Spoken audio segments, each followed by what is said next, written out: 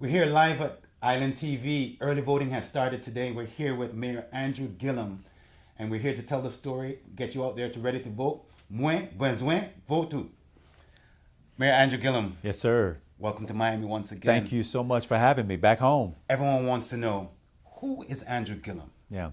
Well, I'm an easy person. I'm a husband to my wife, RJ. I'm a father to my three children. I'm a son to my mother, Frances, who was a school bus driver, a son to my father, Charles, who was a construction worker.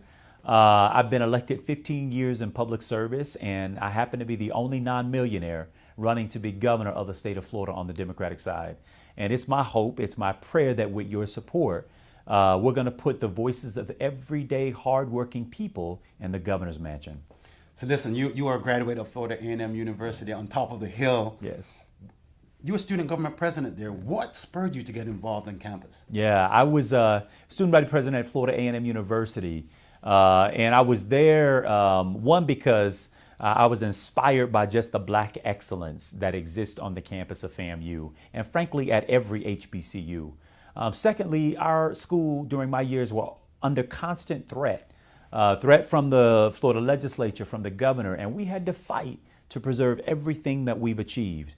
As governor of the state of Florida, I want to make that fight one that happens in the governor's office, where we work to make sure that folks who attend our historically Black colleges and universities have the resources that they need to gain the skills necessary to build the kind of life that they deserve. Now listen, the campus is going to be convened again in about a couple of weeks. Yeah. You know, for the college students that are coming back to campus, what advice would you give to the Andrew Gillum college student of today? Well, I would tell you, one, be smarter than I was my freshman year. I got involved in everything, and I would say to measure yourself. We want you to have impact, obviously, but you are in the academy first and foremost. And in the academy, you're there to learn. You're there to expand your horizons. But you're also there to have an imprint not only on your life, but on the lives of the folks who surround you. And so I would say, one, pay attention. As my grandmother used to say, go to school and get your lesson. Get your education. That's what your family wants you there for. Make them proud. But also while you're there, give back to the community. Expand your horizons. Get as much in as you possibly can to make sure that you leave an imprint on somebody else while you're there. So now if God has you favored to win this nomination on August 28th and even win in November the 6th, Yeah. what are some of the top things you'd like to accomplish in your first 100 days? Yeah, well, first, I'm going to appoint 3 new Supreme Court justices to the state Supreme Court. That's the difference between 4 years of a governor's office and 40 years on the Supreme Court bench. Secondly, I will tell you, we're going to make education a top priority in this state. It shouldn't matter where you come from, what neighborhood you grew up in. Every child ought to have access to a good quality education. Third, we're going to build the kind of economy that allows you to work one job instead of multiple jobs as a way to make ends meet and take care of yourself and your family. And if you want to be an entrepreneur in this state, we want to make it easier for you to start your own business, grow the economy, grow jobs, and then give back. If I had to say anything else, we're going to be a more forgiving state. Once you've made a mistake and you've paid your debt to society, not only do we want you to have your right to vote, but we want you to have your ability to earn a wage for yourself and for your family and have dignity again around work.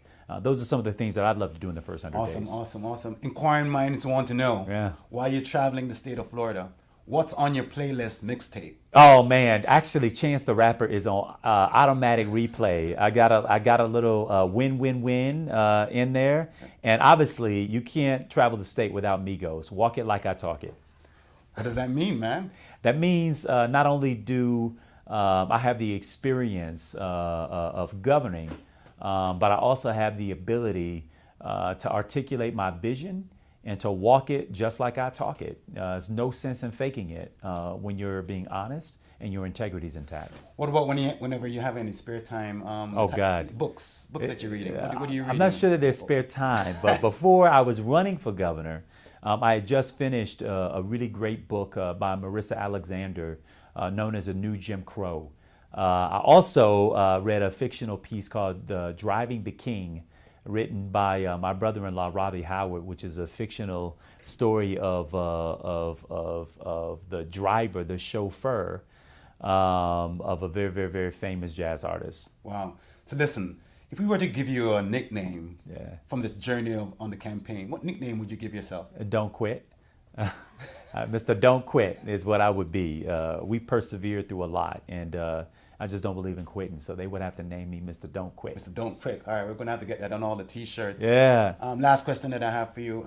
It looks really like this is a people-centered campaign. Absolutely. How is that going to be converted into the way that you govern? What is that going to look like? Do you know what? I think it has to go hand in glove with the way that we govern. There's no way we're going to be able to deliver on our agenda for the people of the state of Florida unless the people of the state of Florida come with me. And I don't just mean physically. I need you there as we're governing to hold power accountable. If we've learned nothing else, we know that power sees nothing without a demand. And that means you got to be there to make good on that demand. When I'm in Tallahassee fighting for you from the office of the governor, we need you here writing letters, getting on buses, coming to Tallahassee.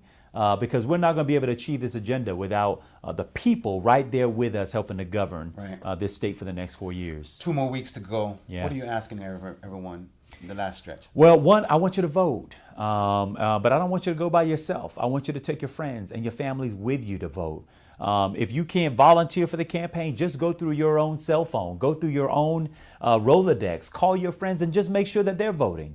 If you got social media, I want you to spend the next 2 weeks posting once a day about this race. Talk about Andrew Gillum. Go to our site, lift our videos, take our content, and share our content with someone else. I can't do this by myself. I'm smart enough to know that. I'm the only non-millionaire running in this race for governor. And if we're going to win, it's going to be with you right by my side. So join this campaign. Do more than vote. Take action.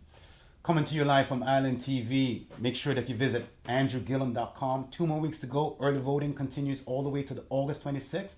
Make sure that you get out there, take your photo ID with a signature. We'll see you at the finishing line. Bring it home. Bring it home.